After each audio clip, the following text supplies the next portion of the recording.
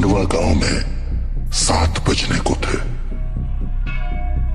और हर शाम की तरह आज भी चारों ओर घंटे की आवाज गूंज रही थी।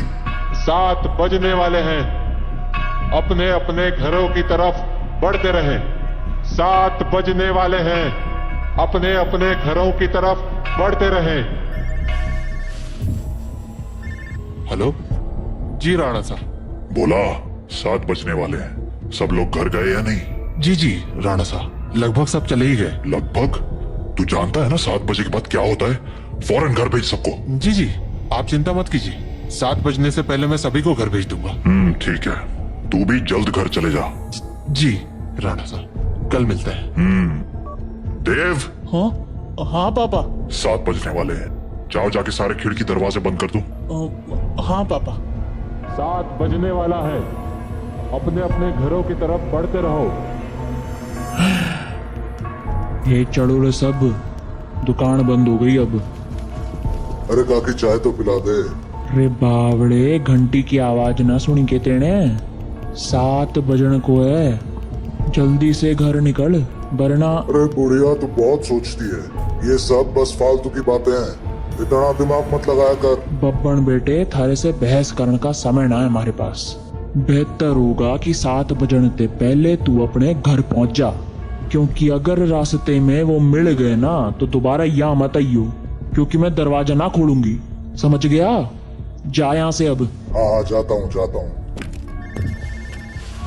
हाँ बोलो राणा सा। काकी सब लोग घर चले गए ना? हाँ सब चले गए। ठीक है, आप भी आज से खिड़की दरवाजे बंद कर लेना। रोज फोन करके यही बोले है तू। अरे 7 महीनों से गांव में कुछ ना हुआ तो अब क्यों जाएगा? 7 महीने पहले जो हुआ था वो दोबारा भी हो सकता है, इसलिए सावधानी जरूरी है। पापा हाँ? सारे खिड़की दरवाजे लगा दिए। और पर्दे? पर्दे लगाए? पर्दे क्यों? खिड़कियां लगा तो दी हैं, और वैसे भी वो लोग तो तभी अंदर आ सकते हैं ना जब उन्हें अंदर बुलाया जाए, तो फिर। देव, होश में हो? ये क्या बोल रहे हो? अरे हम पर्दे उनसे छिपने के लिए थोड़ी लगाते हैं, बल्कि इसलिए लगाते हैं ताकि हम उन्हें ना देख सके, उनसे बात ना कर सके और उनके बहकावे में ना आ सके। ऐसी गलती बहुत से लोगों ने की थी, उनके साथ क्या हुआ ये पूरा गांव जानता है, इसीलिए अच्छा होगा कि हम वो गलतियां ना दोहराएं। पापा, क्या मम्मी के साथ भी ऐसा ही कुछ हुआ था? क्या वो भी? 7 बज गए, जाओ जल्दी से जाके पर्दे लगा दो, वो लोग अब आते ही होंगे। हाँ। तो राणा सा की बात मानकर देव खिड़कियों पर पर्दे लगाने के लिए चला गया, पर अभी वो पर्दे लगा ही रहा था कि उसने ऐसा कुछ देखा जिससे उसके होश उड़ गए। देव बेटा।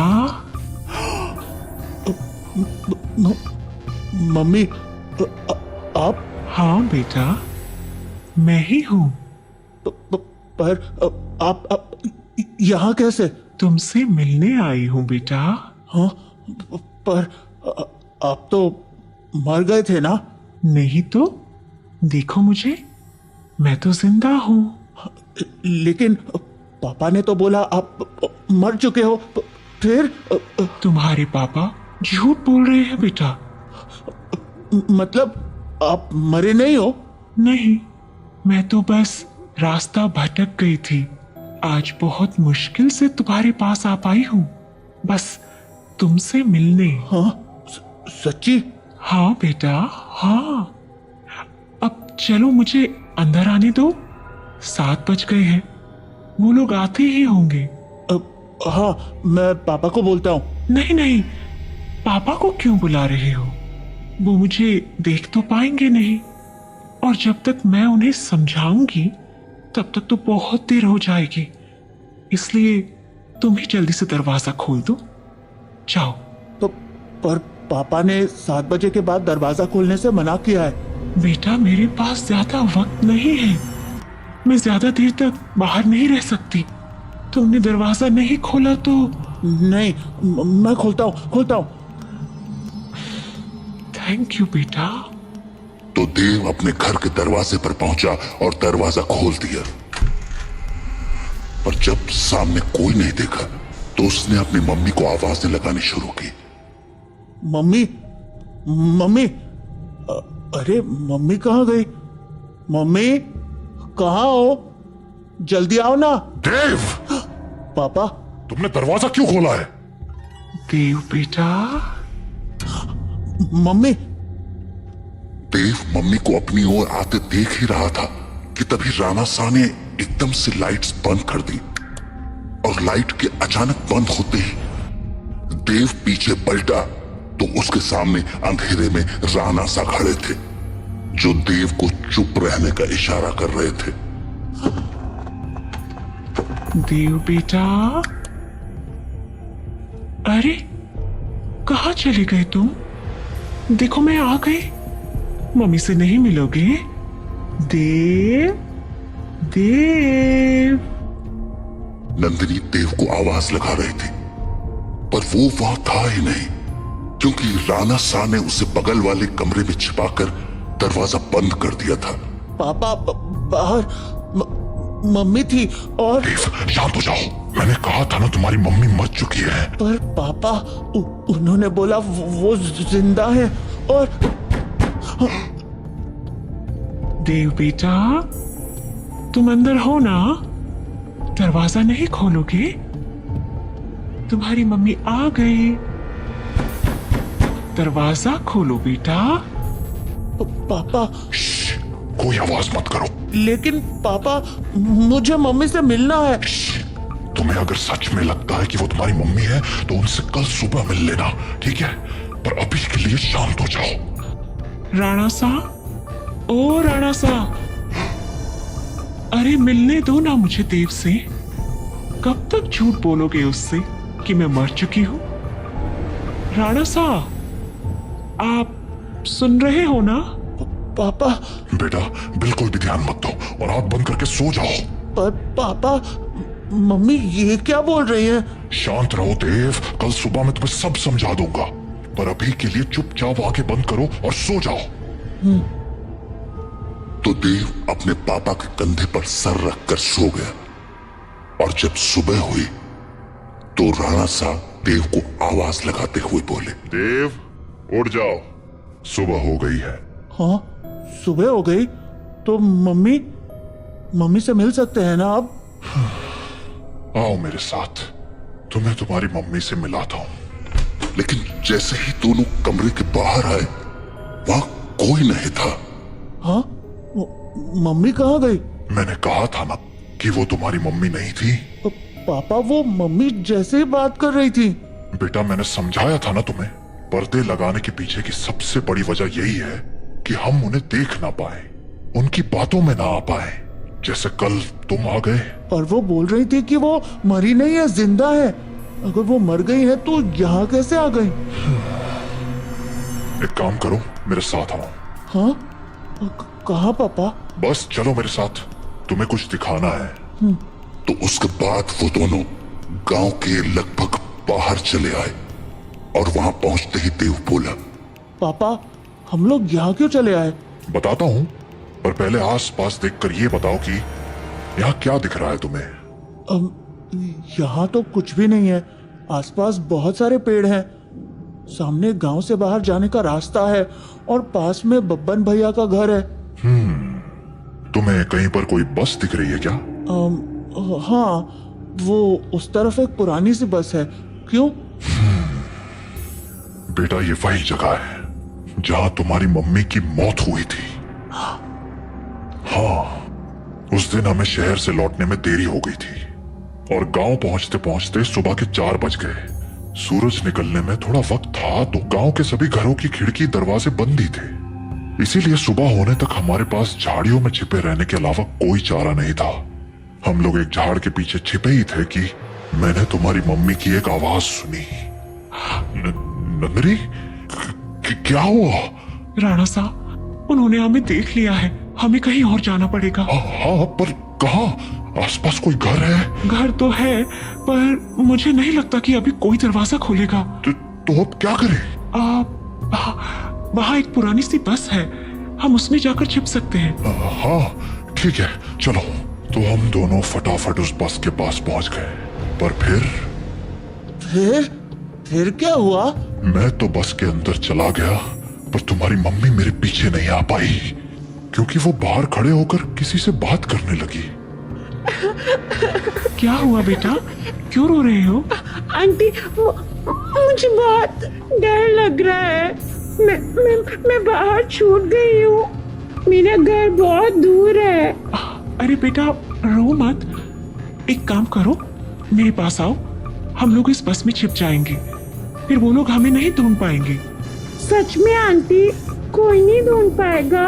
हाँ हाँ पक्का, कोई नहीं ढूंढ पाएगा, आ जाओ। थैंक यू आंटी, पर मैंने तो आपको ढूंढ लिया।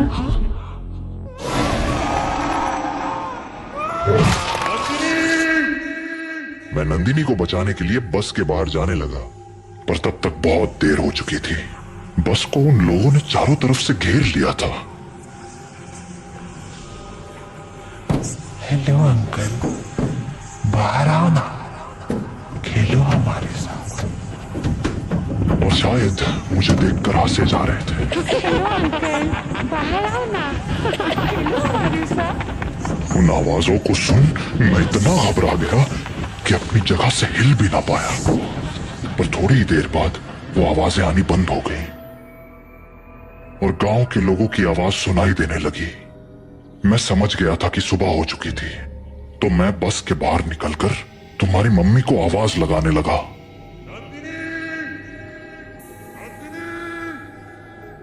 पर वहां अब कोई नहीं था।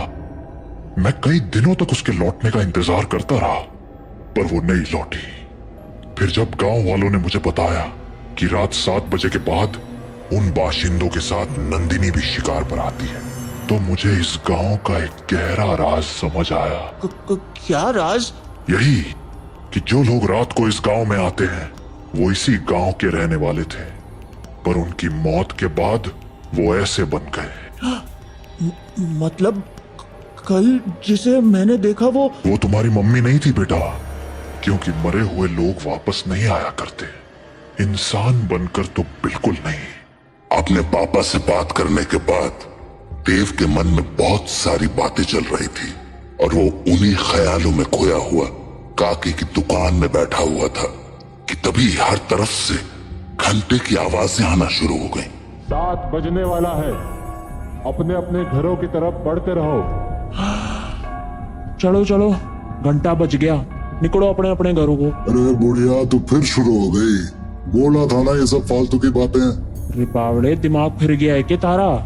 जानता है ना, 7 बजे के बाद बाहर के हुए कच्चा चबा जावेंगे वो बाशिंदे। अच्छा, और तुझे कैसे पता कि वो कच्चा चबा जावेंगे? क्योंकि आज तक जो भी रात को बाहर रुका है वो मारा ही गया है। अच्छा, फिर थारा राणा सा कैसे बच गया? हाँ, वो भी तो फंसा था ना रात को अपनी लुगाई के साथ। मैंने बोला ना, थारी फालतू बातें सुनने के लिए हमारे पास टेम ना है। जा निकल अब यहाँ से। हाँ, जाता हूँ। इतना कहकर बब्बन वहां से चला गया, पर बब्बन की बात ने देव का ध्यान जरूर खींच लिया था। तो वो भी अब ये सोचने लगा था कि उस रात उसकी मम्मी तो मर गई, पर पापा कैसे बच गए। वो ये सब बातें सोच ही रहा था कि तभी काकी बोली, अरे छोरे, हाँ बात ना सुनी क्या तूने हमारी? बोला ना घर निकल। जी काकी। तो देव हड़बड़ाता हुआ काकी की दुकान से बाहर निकल आया। वो घर के लिए निकलने ही वाला था कि उसके मन में एक और ख्याल आया और वो सीधा बब्बन के पीछे चल पड़ा। बब्बन भैया! हाँ? ये हो गया छोरे, कहाँ भागा चला रहा है? वो मुझे ना आपसे एक बात पूछनी है। पूछ। वो अरे जल्दी बोल, पता है ना 7 बजने को है। तू घर नहीं पहुंचा तो तारा बाप सर पीट लेगा। वो आप वहाँ काकी को बोल रहे थे ना कि एक रात मेरे पापा और मम्मी बाहर रह गए थे और मम्मी को तो उन लोगों ने मार दिया था, पर पापा किसी तरह बच गए। तुम्हारे पास मारी ही बात दोहराने आया है के? जल्दी पूछना के पूछना है तने। नहीं, मैं ये बोल रहा था कि आपका भी घर उसी टूटी फूटी बस के पास है ना? हाँ तो आपने कुछ देखा था क्या? कमाल है, बाप अंधा कानून और बेटा सरलॉक। हाँ, देखा था, सब देखा था कैसे उन बाशिंदों ने थारी माँ को नोच खाया था। खाना तो वो थारे बाप को भी चाहते थे और थारा बाप साला बस में छिपा बैठा था और वो लोग न जाने क्यों अंदर ना जा पा रहे थे। वो सारे लोग सूरज निकलने तक बस को घेरे खड़े थे। कोई बस को पीट रहा था तो कोई चीख रहा था, पर अंदर कोई ना जा पा रहा था। पर वो लोग घुस क्यों नहीं पा रहे थे? क्योंकि 7 बज गए, बातचीत का टाइम खत्म। अब चल हमारे साथ। नहीं, मैं घर जाता हूँ। ए बावले, अब घर जाने का मौका खत्म हो गया। आधे रास्ते में ही कोई ना कोई नोच खावेगा तुझे। चल हमारे साथ। तो बब्बन देव को लेकर अपने घर चला गया। वहीं राणा सा अपने घर में परेशान हुए जा रहे थे। ये देव कहाँ रह गया? अब तक घर क्यों नहीं आया? काकी को पूछता हूँ। हेलो काकी। हाँ राणा सा, मारे को लग ही रहा था कि थारा फोन आवेगा। सब लोग जा चुके हैं और दरवाजे खिड़कियां भी लगा ली हैं मैंने, इसलिए चिंता मत। काकी देव है क्या वहाँ? हाँ देव, वो तो कब का निकल गया यहाँ से। देव घर नहीं लौटा है क्या? तुम एक काम करो सा, बाकी लोगों को फोन करके पूछ ले, क्या पता देव किसी के यहाँ रुक गया हो। ठीक है। जहाँ राणा सा देव को हर जगह ढूंढे जा रहे थे, वहीं देव बब्बन के साथ उसके घर चला आया था। तो अभी वो दोनों साथ में बैठे ही थे कि देव को बाहर से एक जानी पहचानी आवाज सुनाई पड़ी। बब्बन, ओ बब्बन, देख मैं आ गई। ये तो मेरी मम्मी की आवाज है। सही पहचाना छोड़े, तारी मम्मी ही है बाहर। अब एक काम कर, यहीं रुक और यहाँ से तमाशा देख। तो बब्बन खिड़की के पास गया और पर्दे हटा दिए। हाँ छोरी, बुला रही थी ना मैंने, ले देख मैं आ गया। कितना इंतजार कराता है तू। इंतजार? अरे अभी तो आई तू। मैं तो रोज ही आती हूँ, तू मुझसे कभी मिलता ही नहीं। अरे थारे से तो रोज बात करूंगा मैं। हाँ, पर मिलने का मतलब बस बात करना थोड़ी होता है, करीब भी तो आना होता है ना। अच्छा, मारे करीब आना चाहता ने? और नहीं तो क्या, खोल ना दरवाजा। कमाल है छोरी, तू भी अपने राणा सा को इतनी जल्दी भूल गई। जो राणा साहब देखेंगे नहीं, वो उन्हें पता कैसे चलेगा। कमाल है तू भी। वैसे थारे बेटे का क्या, वो तो देख सके है ना। ओफो बब्बन, तू भी ये क्या बातें करने लगा। हम दोनों के बीच में किसी दूसरे का क्या काम। जाना, दरवाजा खोल देना, मुझे तेरे से अच्छे से मिलना है। अच्छा चल ठीक है, खोल ही देता हूँ दरवाजा। अब तो बब्बन दरवाजा खोलने जा ही रहा था कि देव बोला, बब्बन भैया दरवाजा मत खोलना, वो मेरी मम्मी नहीं है। अरे यो बात तो मने भी पता है, यो थारी माँ तो अब बिल्कुल ना रही। अरे बब्बन भैया, मैं सच कह रहा हूँ, वो इंसान नहीं है। वो इंसान है या नहीं, ये तुझे अभी पता चल जाएगा, तू बस देखता जा। तो इतना कहकर बब्बन ने दरवाजा खोल दिया और सामने खड़ी नंदिनी से बोला, हाँ छोरी, मिलना था ना तने मारे से, आजा अंदर आजा। बब्बन की बात सुनकर देव के तो होश ही उड़ गए, पर तभी कुछ अजीब हुआ। उसने देखा कि उसकी मम्मी दरवाजे पर तो खड़ी थी, पर दरवाजे से अंदर नहीं आ रही थी। क्या हो गया, रुक क्यों गई, आजा अंदर। नंदिनी कुछ देर तो वैसे ही खड़ी रही, पर फिर बोली, तू बाहर क्यों नहीं आ जाता बब्बन, मैं तुमसे यही मिल लूंगी। अरे अभी तो अंदर बुलाने को कह रही थी, अब बाहर बुला रही। देख छोरी, आना तो तुझे ही पड़ेगा, अब सोच ले। तू भी ना बब्बन, कितना इंतजार कराएगा, आ जाना बाहर। नंदिनी के जवाबों को सुनकर देव के मन में बहुत सारे सवाल उठने लगे थे, जैसे कि उसकी मम्मी घर के अंदर क्यों नहीं आ रही थी और वो बार बार बब्बन को बाहर आने को क्यों कह रही थी। देव धीरे धीरे बब्बन के पास पहुंच गया, पर इससे पहले कि वो बब्बन से कुछ पूछता, उसे नंदिनी ने देख लिया और वो बोली, अरे बेटा देव, तुम भी यहाँ हो? आओ ना, मम्मी से नहीं मिलोगे? कल हम मिल नहीं पाए थे ना? आ जाओ, आज मिलते हैं। देखो, बाहर तुम्हारे साथ खेलने के लिए इतने सारे बच्चे भी हैं। हम खूब मजे करेंगे। आ जाओ बेटा। नंदिनी और उसके साथ उन बच्चों की टोली को देखकर देव को डर तो बहुत लगा, पर उसने नंदिनी की बातों पर ध्यान न देते हुए बब्बन से पूछा, बब्बन भैया, दरवाजा तो खुला है और आपने मम्मी को अंदर आने को भी बोल दिया है, फिर वो अंदर क्यों नहीं आ रही हैं? और ये बच्चे भी बाहर ही खड़े हैं, क्यों? समझदार लगे तू, सही सवाल पूछना जाने। हाँ, मतलब यो कि जिस रात मैंने थारी माँ को मरते हुए देखा, उस रात मैं भी यही सोच रहा था कि आखिर इन बाशिंदों ने थारे बाप को क्यों नहीं मारा, वो बस के अंदर क्यों ना गए। तो अगली सुबह मैं बस के अंदर गया, ये देखने कि आखिर वहां ऐसा था क्या जिसने उन बाशिंदों को रोक दिया था। पहले तो मुझे कुछ समझ नहीं आया, पर फिर मुझे जवाब मिल गया। क्या जवाब? वो देख। हाँ? यो है रुद्राक्ष की माला। यही वो चीज थी जिसने थारे बाप की जान बचाई थी। बस के अंदर यही लटकी हुई थी। मुझे इसके पीछे की वजह तो ना मालूम है, पर इतना जरूर पता है कि इस रुद्राक्ष की माला को दरवाजे पे टांग दो तो ये साले चाके भी घर के अंदर नहीं घुस पाएंगे। सच में? और नहीं तो के।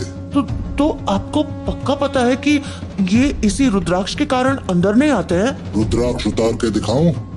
देखेगा क्या होता है? हाँ? नहीं। छोरे, ये कोई पहली बार नहीं करा है मैंने। सारी जांच करने के बाद ही अपने दरवाजे पे टांगा है इस रुद्राक्ष को, समझ गया? ये ले, थारे बाप ने फोन मिला दिया। हेलो, हाँ राणा सा, हाँ, चिंता ना करो, थारा छोरा हमारे पास ही है और पूरी तरह सुरक्षित है। चलो, शुभ रात्रि।